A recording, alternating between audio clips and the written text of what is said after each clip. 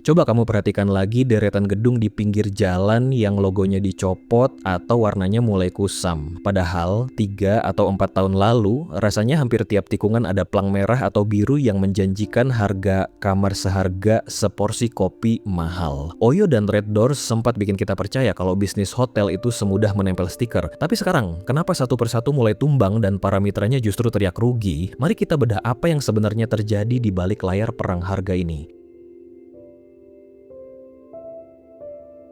Dulu, konsep yang ditawarkan para raksasa ini terdengar sangat jenius dan revolusioner bagi dunia properti.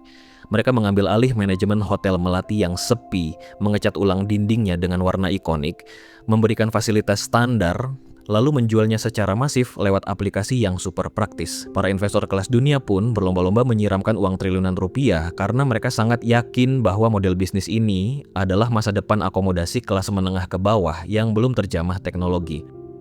Namun, kenyataan pahit mulai muncul saat ekspansi dilakukan secara ugal-ugalan demi mengejar angka. Mengelola ribuan properti tanpa memilikinya secara fisik ternyata jauh lebih rumit dan melelahkan daripada sekadar membagi-bagikan voucher diskon kepada pengguna baru. Mimpi besar untuk menguasai pasar hotel murah dalam sekejap mata perlahan berubah menjadi beban operasional yang sangat berat, karena pondasi bisnisnya ternyata tidak sekuat klaim yang mereka sampaikan di presentasi depan para pemodal.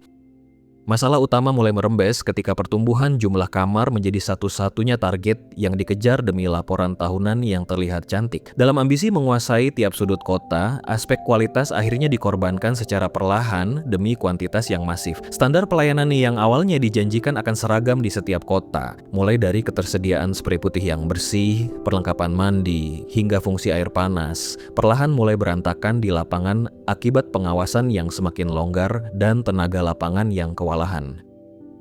Pihak platform seolah kehilangan kendali atas apa yang sebenarnya terjadi di balik pintu kamar yang mereka pasarkan. Para mitra pemilik gedung yang merasa tertekan secara finansial mulai melakukan penghematan di sana-sini yang tidak terpantau oleh sistem. Akibatnya, janji manis tentang kenyamanan dengan harga miring hanya menjadi slogan kosong yang tertulis di brosur digital, sementara kondisi aslinya di lapangan mulai menunjukkan tanda-tanda kerusakan yang tidak tertangani dengan baik. Efek dominonya sangat terasa pada sisi konsumen. Banyak tamu yang akhirnya merasa tertipu dan kecewa karena apa yang mereka lihat di foto aplikasi sangat jauh berbeda dengan realita di lokasi. Kamar yang difoto terlihat estetik dan modern, seringkali aslinya justru berbau apek, berdebu, atau bahkan memiliki fasilitas yang rusak parah saat hendak digunakan. Kepercayaan konsumen yang awalnya sangat tinggi terhadap brand ini perlahan mulai luntur dan berubah menjadi trauma bagi sebagian orang yang hanya ingin istirahat. Sentimen negatif ini menyebar lebih cepat daripada promo diskon manapun melalui ulasan buruk dan video viral di media sosial. Lubang kecil di kapal besar ini semakin lama semakin lebar, menciptakan krisis kepercayaan yang sangat sulit untuk diperbaiki kembali. Ketika masyarakat mulai meragukan integritas sebuah nama besar, maka perlahan tapi pasti, dominasi mereka di pasar hotel budget mulai goyah dan ditinggalkan oleh pelanggan setia yang merasa ekspektasinya tidak lagi dihargai. Strategi bakar uang atau burn rate yang tinggi memang sempat menjadi senjata paling ampuh untuk menggait jutaan pengguna baru dalam waktu singkat. Dengan subsidi besar-besaran, siapapun bisa menginap di kamar ber-AC hanya dengan harga yang kadang lebih murah dari paket data bulanan. Namun, taktik ini punya satu kelemahan fatal. Ia tidak membangun loyalitas, melainkan hanya ketergantungan pada harga rendah yang tidak masuk akal secara hitungan bisnis normal. Begitu keran subsidi mulai ditutup dan harga perlahan dikembalikan ke angka normal agar perusahaan bisa bernapas, para konsumen yang setia karena diskon ini langsung angkat kaki. Mereka tidak merasa punya ikatan emosional dengan brand tersebut dan lebih memilih untuk berburu promo di platform lain atau kembali ke hotel konvensional yang lebih jelas kualitasnya. Di titik inilah perusahaan mulai sadar bahwa mereka telah memanjakan pasar yang salah, yaitu pasar yang akan hilang saat uang di meja sudah habis.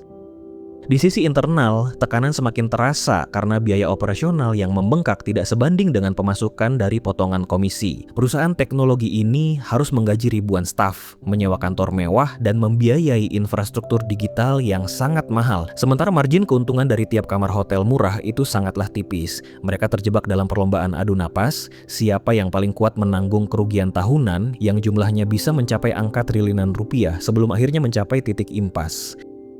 Situasi makin terjepit ketika para investor mulai menuntut keuntungan nyata alih-alih sekadar laporan pertumbuhan jumlah pengguna. Era uang gratis dari modal Ventura sudah berakhir, dan kini setiap rupiah yang keluar harus benar-benar bisa menghasilkan kembali. Kondisi ini membuat manajemen kelabakan karena mereka sudah terlanjur membangun struktur perusahaan yang terlalu gemuk untuk ukuran bisnis yang marginnya terus tergerus oleh persaingan harga yang berdarah-darah. Langkah darurat pun akhirnya diambil untuk menyelamatkan kapal agar tidak tenggelam.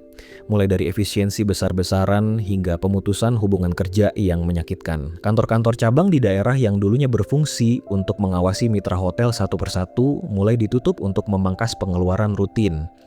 Ini bukan sekadar langkah penghematan biasa, melainkan sinyal kuat kepada pasar bahwa bensin mereka untuk terus berlari kencang di jalur ekspansi sudah benar-benar mencapai batas limit. Dampaknya, pengawasan terhadap kualitas hotel di lapangan pun semakin tidak karuan karena staf yang bertugas melakukan pengecekan rutin sudah jauh berkurang. Penurunan drastis dalam jumlah karyawan ini menciptakan lingkaran setan yang sulit diputus. Pelayanan menurun, tamu makin berkurang, dan pemasukan pun otomatis makin merosot. Perusahaan yang dulu tampak tak terkalahkan ini kini harus berjuang keras hanya untuk memastikan operasional mereka tetap berjalan meski tanpa kemewahan seperti sedia kala. Hubungan antara platform aplikasi dan pemilik hotel Melati yang awalnya terlihat seperti kerja sama saling menguntungkan, kini perlahan berubah menjadi hubungan yang penuh ketegangan dan drama. Banyak pemilik properti kecil yang awalnya tergiur dengan janji okupansi tinggi, kini merasa terjebak dalam kontrak yang terasa sangat mencekik. Mereka baru menyadari bahwa dalam ekosistem ini, suara pemilik aset fisik seringkali kalah telak dibandingkan dengan kebijakan algoritma perusahaan teknologi yang bisa berubah sewaktu-waktu tanpa diskusi mendalam. Para mitra ini merasa hanya dijadikan sapi perah demi memperluas jaringan brand semata, sementara kendali atas harga dan operasional mereka sendiri perlahan dirampas. Rasa memiliki terhadap bisnis yang sudah dibangun bertahun-tahun mulai luntur, karena mereka dipaksa mengikuti standar kaku yang terkadang tidak relevan dengan kondisi pasar lokal. Ketidakharmonisan ini menciptakan jurang pemisah yang lebar, di mana pemilik properti tidak lagi melihat platform sebagai penyelamat, melainkan sebagai beban tambahan yang menyedot energi dan modal mereka. Keluhan yang muncul dari para mitra di berbagai daerah ternyata memiliki pola yang serupa dan sangat mengkhawatirkan, mulai dari sistem bagi hasil yang seringkali telat dibayarkan, hingga skema denda yang dianggap tidak masuk akal. Bayangkan di tengah perjuangan mencari tamu, mereka masih harus dibebani dengan potongan komisi yang besar dan biaya-biaya administrasi tambahan yang muncul tiba-tiba. Perang harga yang dipaksakan oleh aplikasi membuat harga kamar jatuh ke titik terendah, sehingga pemilik hotel hampir tidak memiliki margin keuntungan untuk sekadar membayar gaji karyawan.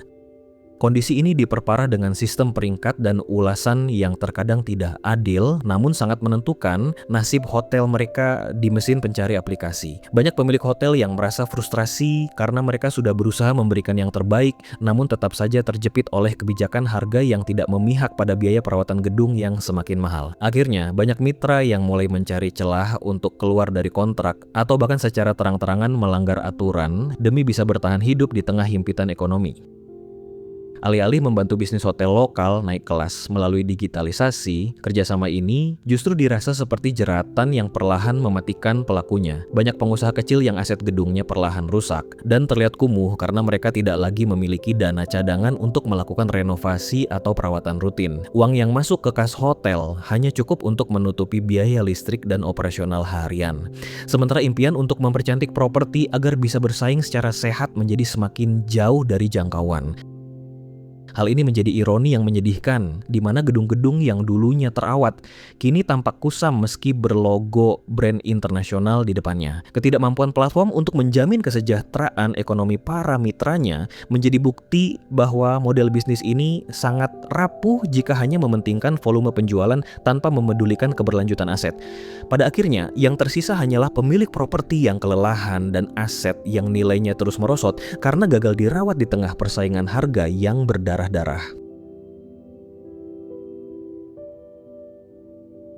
Di saat dua raksasa ini sedang sibuk memadamkan api internal dan menghadapi protes dari para mitranya, pasar tidak tinggal diam. Muncul pemain-pemain baru yang membawa konsep jauh lebih segar dan spesifik, mulai dari hotel kapsul yang futuristik hingga penginapan tematik yang sangat instagramable. Mereka tidak lagi berusaha menguasai ribuan gedung secara asal, melainkan fokus pada kualitas pengalaman menginap yang unik untuk menarik minat generasi muda yang haus akan estetika.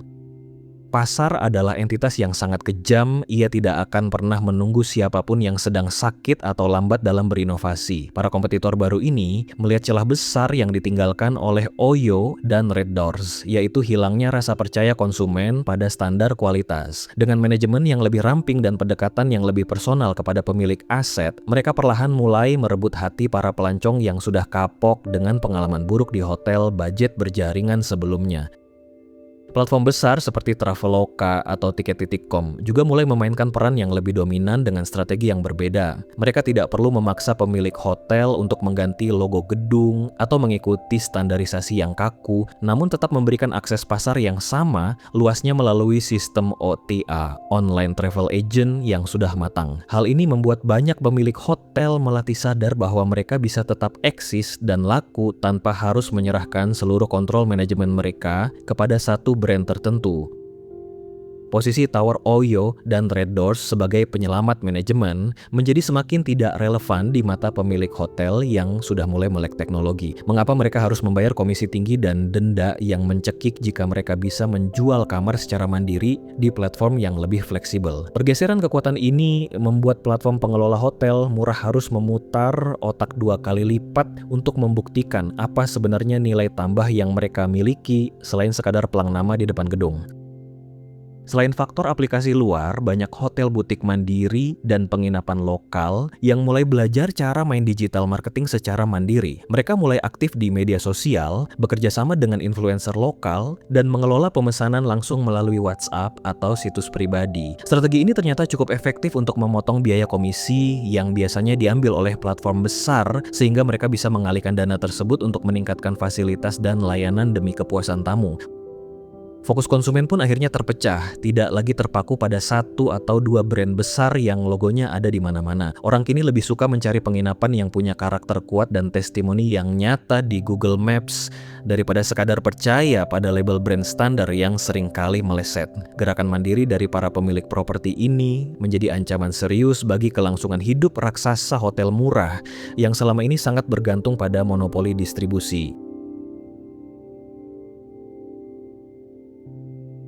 Janji utama yang dijual oleh platform ini adalah standarisasi, sebuah jaminan bahwa dimanapun kamu menginap, kamu akan mendapatkan kualitas yang sama. Namun, di lapangan, janji ini justru menjadi bumerang yang menghantam balik kredibilitas mereka. Mengontrol ribuan pemilik hotel dengan latar belakang pendidikan, budaya kerja, dan kondisi finansial yang berbeda-beda adalah sebuah mimpi buruk logistik yang nyata, apalagi tanpa pengawasan fisik yang ketat di setiap lokasi.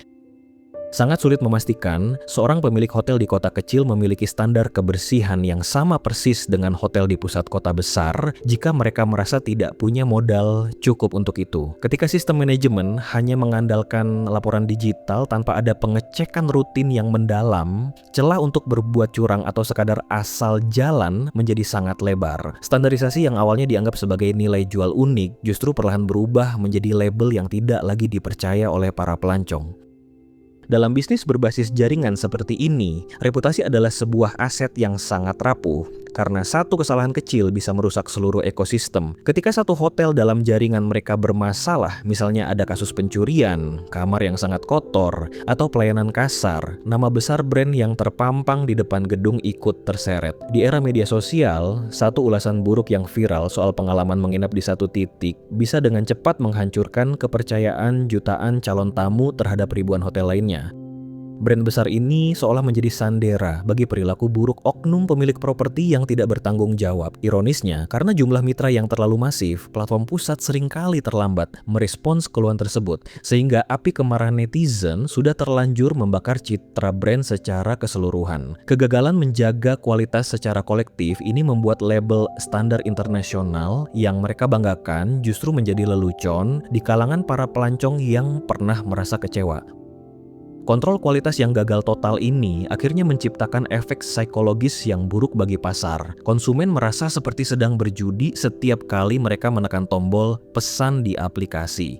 Tidak ada lagi kepastian bahwa mereka akan mendapatkan kamar yang layak huni meskipun sudah membayar lunas di muka. Dalam industri jasa, ketidakpastian adalah pembunuh nomor satu yang bisa mematikan bisnis lebih cepat daripada persaingan harga. Karena orang lebih memilih membayar lebih mahal sedikit asal hati tenang. Trauma-trauma kecil dari pengalaman menginap yang buruk membuat konsumen mulai mencari alternatif lain yang lebih konsisten dalam memberikan pelayanan. Mereka tidak lagi tergiur dengan foto kamar yang terlihat modern, jika di dalam pikiran mereka sudah tertanam keraguan akan realitanya. Ketidakmampuan platform untuk memberikan rasa aman dan nyaman yang konsisten, inilah yang pada akhirnya mengusir pelanggan setia keluar dari ekosistem mereka menuju ke pelukan kompetitor yang lebih bisa diandalkan. Kita tidak bisa mengabaikan hantaman pandemi yang sempat menghentikan mobilitas manusia secara total di seluruh dunia. Bagi bisnis yang mengandalkan volume tamu tinggi seperti hotel murah, hilangnya pergerakan orang berarti hilangnya napas perusahaan dalam sekejap. Meskipun saat ini kondisi sudah perlahan pulih, kenyataannya perilaku orang saat memutuskan untuk menginap sudah berubah total dibandingkan dengan masa-masa sebelum tahun 2019. Pandemi bertindak sebagai katalis yang mempercepat keruntuhan model bisnis yang memang sudah rapuh dari awal. Perusahaan yang tadinya sibuk membakar uang untuk ekspansi, tiba-tiba harus berhadapan dengan tagihan operasional yang tetap berjalan sementara pemasukan nol besar. Kondisi ini memaksa mereka untuk melakukan penghematan ekstrem yang pada akhirnya justru menurunkan kualitas layanan lebih dalam lagi, tepat di saat konsumen mulai menjadi sangat pemilih. Pasca pandemi, standar kebersihan bukan lagi sekadar fasilitas tambahan, melainkan syarat mutlak yang tidak bisa ditawar. Orang-orang kini jauh lebih peduli pada aspek kesehatan, sanitasi, dan kenyamanan yang pasti daripada sekadar harga murah meriah yang ngasal. Segmentasi hotel budget yang hanya menjual harga rendah tanpa jaminan kebersihan yang jelas, akhirnya kehilangan daya tariknya di mata wisatawan yang sekarang lebih selektif dan waspada. Para pelancong lebih memilih untuk menabung sedikit lebih lama demi bisa menginap di tempat yang reputasinya terjamin daripada harus mengambil risiko di hotel murah yang ulasannya meragukan. Pergeseran prioritas konsumen ini membuat platform yang hanya mengandalkan kuantitas kamar menjadi tidak relevan. Mereka terjebak dalam model bisnis lama, sementara pasar sudah melompat ke standar baru yang menuntut transparansi dan kualitas pelayanan yang jauh lebih tinggi. Pandemi akhirnya menjadi momen seleksi alam yang sangat kejam bagi industri perhotelan di seluruh dunia. Hanya mereka yang memiliki fondasi keuangan kuat dan manajemen operasional yang rapi yang sanggup bertahan. Banyak hotel mitra yang terpaksa gulung tikar karena tidak sanggup menanggung biaya perawatan di tengah sepinya pesanan. Sementara itu, pihak platform sendiri terlalu sibuk menyelamatkan diri sendiri sehingga tidak mampu memberikan bantuan yang berarti bagi para mitra mereka yang sedang sekarat. Situasi ini menciptakan pemandangan sedih di banyak kota, gedung-gedung dengan logo merah atau biru yang kini terbengkalai, kusam, dan tak berpenghuni. Fenomena ini membuktikan bahwa pertumbuhan yang didorong oleh modal besar tanpa adanya ketahanan operasional yang nyata akan runtuh seketika saat badai besar datang. Bagi yang masih bertahan, mereka kini harus beroperasi dengan sisa-sisa energi di tengah pasar yang sudah tidak lagi sama seperti dulu.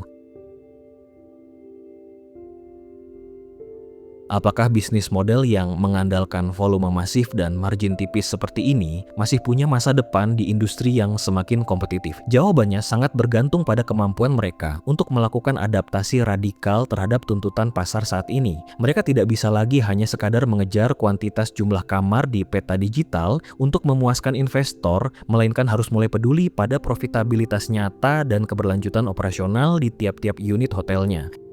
Era pertumbuhan ugal-ugalan sudah resmi berakhir, dan kini saatnya bagi mereka untuk melakukan pembersihan besar-besaran terhadap mitra yang tidak memenuhi standar. Pilihannya hanya dua, mengecil namun berkualitas, atau tetap besar namun perlahan kehilangan relevansi di mata konsumen. Perubahan pola pikir dari perusahaan teknologi yang jualan kamar menjadi perusahaan perhotelan yang mengerti teknologi adalah kunci utama jika mereka masih ingin tetap relevan dalam 5 hingga 10 tahun ke depan. Sebagai bentuk pertahanan, beberapa platform mulai mencoba masuk ke segmen yang lebih premium atau mengelola hunian jangka panjang seperti kos-kosan eksklusif atau co-living. Strategi ini diambil demi mendapatkan pemasukan yang lebih stabil dan risiko operasional yang jauh lebih rendah dibandingkan dengan hotel harian yang perputarannya sangat cepat. Dengan menyasar pasar pekerja muda atau mahasiswa, mereka berharap bisa mendapatkan arus kas yang lebih pasti setiap bulannya tanpa harus terus-menerus membakar uang untuk promosi harian. Pergeseran ke model co-living ini juga menjadi upaya untuk mengoptimalkan aset gedung yang selama ini tidak produktif karena kalah bersaing sebagai hotel budget. Namun, tantangannya tetap sama. Manajemen komunitas dan perawatan fasilitas tetap menjadi isu krusial yang harus mereka selesaikan. Jika mereka gagal lagi dalam menjaga kualitas di segmen hunian ini, maka diversifikasi bisnis ini hanya akan menjadi penunda keruntuhan alih-alih menjadi solusi jangka panjang yang mereka harapkan. Transformasi besar ini tentu saja tidak murah dan sama sekali tidak mudah, apalagi di tengah kondisi di mana kepercayaan investor sudah tidak sehangat dulu lagi. Mereka kini harus berjuang sendirian untuk membuktikan bahwa model bisnis mereka bisa menghasilkan keuntungan nyata tanpa harus terus-menerus disuntik dana segar dari luar. Setiap langkah yang diambil kini menjadi sangat krusial, karena satu kesalahan strategi lagi bisa berarti akhir dari perjalanan panjang mereka di pasar Asia Tenggara yang sangat dinamis ini. Mereka harus benar-benar membuktikan kepada publik bahwa mereka bukan sekadar perusahaan aplikasi yang pintar membuat iklan, tapi benar-benar perusahaan perhotelan yang handal dan bisa diandalkan. Tantangan terbesarnya adalah memperbaiki reputasi yang sudah terlanjur terluka di mata konsumen dan para pemilik properti. Hanya dengan kejujuran dalam pelayanan dan perbaikan sistem yang menyeluruh, mereka bisa berharap untuk mendapatkan kembali posisi mereka sebagai pemimpin pasar di industri akomodasi terjangkau. Pada akhirnya, fenomena darah-darah di bisnis hotel murah ini mengajarkan kita satu pelajaran berharga. Teknologi memang bisa mempercepat pertumbuhan, tapi ia tidak akan pernah bisa menggantikan fundamental layanan yang berkualitas. Oyo dan Red Doors mungkin akan tetap ada di aplikasi kita, namun wajah dan strategi mereka tidak akan pernah sama lagi seperti masa kejayaannya dulu. Bisnis yang hanya berdiri di atas pondasi diskon dan subsidi akan runtuh seketika saat uang di meja habis, karena loyalitas yang dibeli dengan uang akan pergi saat uang itu berhenti mengalir. Sebaliknya, bisnis yang berdiri di atas pondasi kepuasan pelanggan dan hubungan sehat dengan mitra akan selalu punya jalan untuk bertahan, bahkan di tengah badai ekonomi sekalipun. Transformasi ini menjadi pengingat bagi para pelaku startup bahwa pada akhirnya kenyamanan tamu di dalam kamar jauh lebih penting daripada sekadar angka pertumbuhan di atas kertas. Pelajaran ini menjadi penutup babak perang harga yang melelahkan, menyisakan tanya tentang siapa yang benar-benar bisa memberikan nilai nyata bagi penggunanya di masa depan. Kalau kamu merasa pembahasan ini membuka mata tentang realita di balik gemerlapnya dunia startup, jangan lupa buat klik tombol subscribe dan nyalakan lonceng notifikasinya. Kita bakal terus bedah fenomena bisnis yang lagi panas dengan jujur dan apa adanya. Kalau kamu punya pengalaman unik, entah itu pengalaman pahit atau manis saat menginap di hotel-hotel ini, yuk bagikan ceritamu di kolom komentar di bawah. Mari kita diskusi sehat karena opini kamu sangat berharga untuk perkembangan channel ini ke depannya.